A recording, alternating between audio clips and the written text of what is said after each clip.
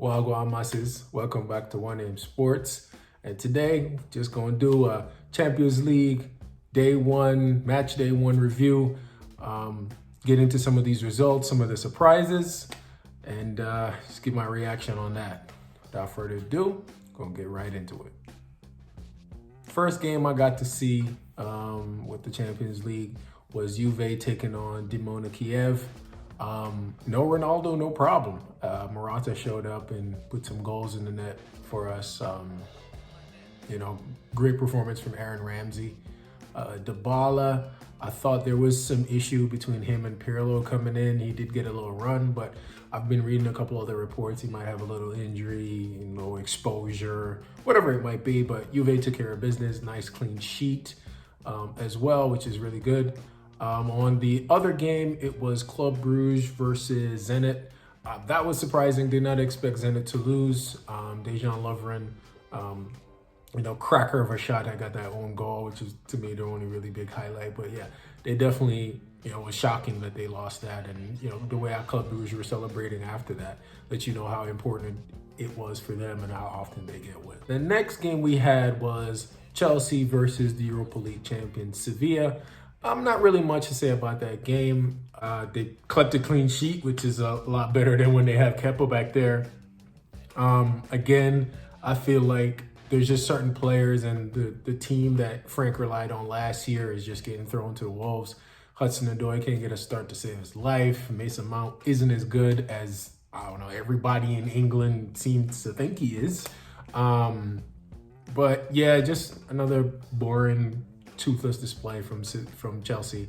Sevilla, I don't know, maybe fatigue, but I guess a decent match day one result for both teams. On the other side, we had Barca and Fenerbahce. They took care of business. Glad to see Dembele back. Messi also on the score sheet. Fati as well. So nice little run, little practice match for them. It was like a free week.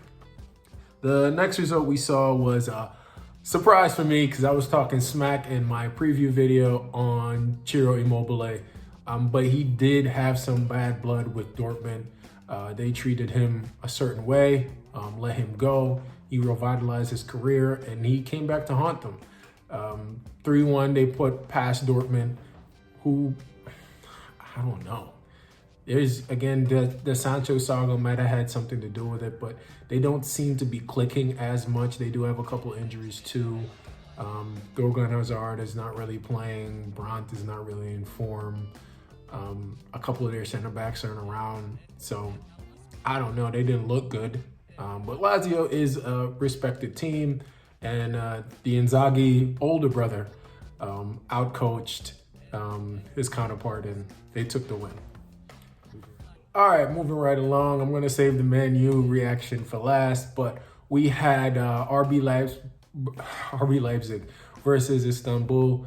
RB took care of business like we thought they would. It was kind of toothless, though.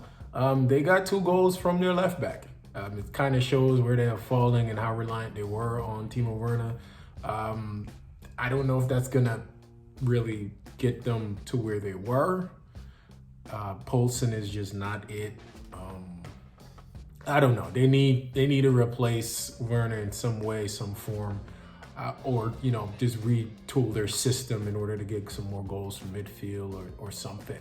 But they won, so leave that there. We had the debut as well of Mr. Camavinga, the most sought after 17-year-old right now in football, and game was okay. They drew 1-1 with Krasnodar. Yeah. Anyways, big team time. All right. We had the game of the round, and sad to say, at this point of the season, it was a upset. We had Man U taking on PSG, the 2019-20 Champions League finalists. They were at full strength, with the exception of Icardi, but Di Maria, Mbappe, and Neymar to me is full strength for them. And yeah, with the defensive plan, and this is the thing that gets me so mad with Ole, is that we have the pieces to adapt. We have the pieces to break teams down or defend or counterattack. We can use 5, 6 different formations. We have so many options. And he's just frustratingly static whenever he's playing in the Premier League. Like, oh, it's always going to be 4-3-3. It's, you know what I mean? We're never going to try something different. We try something different today. We loaded up on both sides with a 5-3-2. 2 up front. Been asking for that for a while. You know, we had Rashford, who's playing good at center forward right now. Martial, he was, put him up there to try to get some confidence back. He had a terrible game, but he was the only person that did. Fred and McTominay, that's the duo that got Solskjaer all the confidence he needed last year and put us in a position. And then we turned away from that in order to reintroduce Pogba back into the fold. Clearly, that's not working. We need those 2 number 6s behind either Pogba or Bruno or both in order to get the best of our team. They need that protection. The problem is one of the 3 defensive midfielders that we have aren't good enough. We don't need to buy anybody else. We just need to play 2 of them. We don't have an N'Golo Kante. We don't have a Casemiro. What we have is McTominay, who is a little bit too attack-oriented and doesn't have the experience. Fred, who is great but undersized. And Matic, who is great but slow. 2 out of 3. In front of them, you can put Pogba. You get the best out of Pogba, as we can clearly see, when he plays as an 8. When he plays as an 8 for France, he's able to work with Griezmann, send long balls in each direction. He looks good. Ask him to defend, doesn't work. Now with Man U, the 8 spot is taken by our new talisman, who is Bruno. You can't play that because you can't attack as well. You don't have that defensive work rate as much as Bruno does. I saw him run back a couple times yesterday and make a tackle on Neymar, and I was like, Pogba wouldn't have been there. Or even if he would, he wouldn't be able to start the counterattack from there. But I say that to say, clearly we can do a 4-4-2. I'm not saying go less than 3 in our midfield. We need to go more. 4-4-2 works right now, I feel, with the team that we have. Igalo, it's clear. We're not moving forward with him. He's not getting any game outside of cups. That's fine. Put Martial and Rashford up front.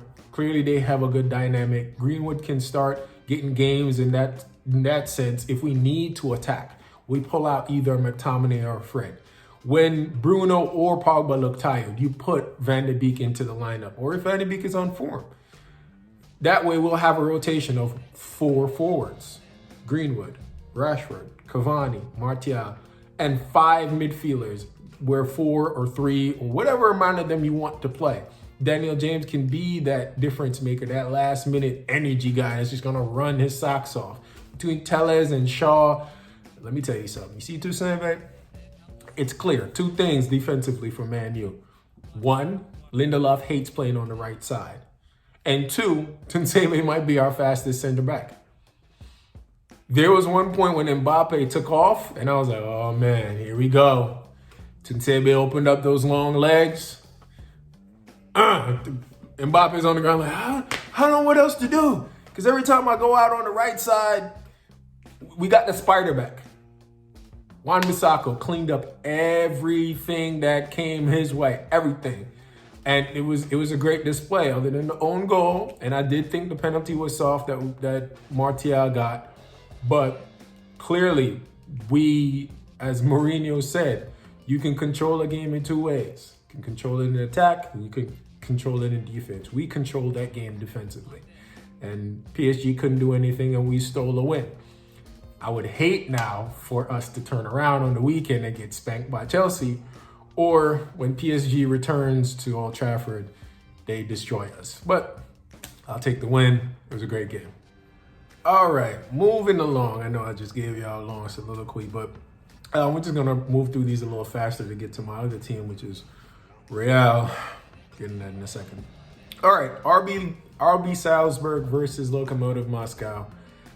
I didn't even know Salzburg was still in the competition. I'm surprised they made it, but they lost a lot of pieces. Still, probably the Red Bull network of scouting are probably the best right now in Europe. And yeah, it's going to be a tough fight between them. Nice 2-2 draw there. Moving on, we had Liverpool, Ajax.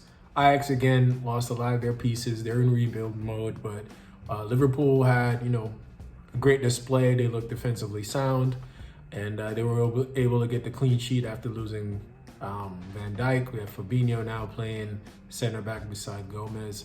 It's going to be strange for them, especially with the amount of competitions that they have. Fabinho is just not best used at center back because then you lose out in midfield. And as you see with Man U, if your midfield can't secure defensively, then it puts added pressure on your center back, which puts added pressure on your goal.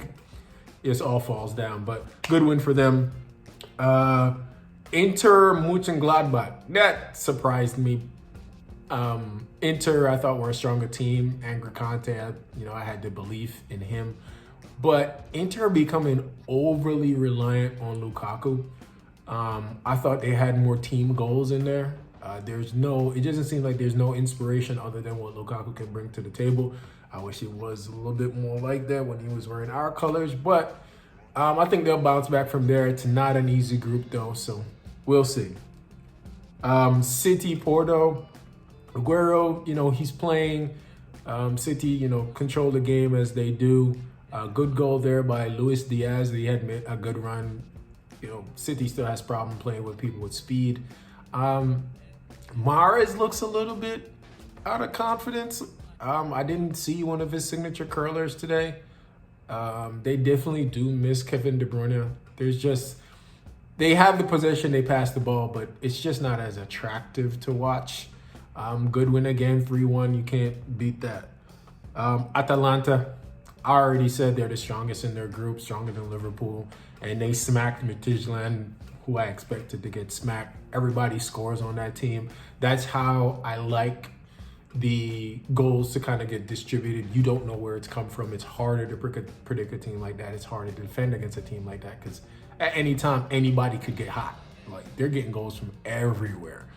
Olympiacos versus Marseille. Again, battle of similar teams. It could have went either way. Olympiacos took it. Great result. Moving from there, we had just a surprise. How far has Simeone fallen? I don't know.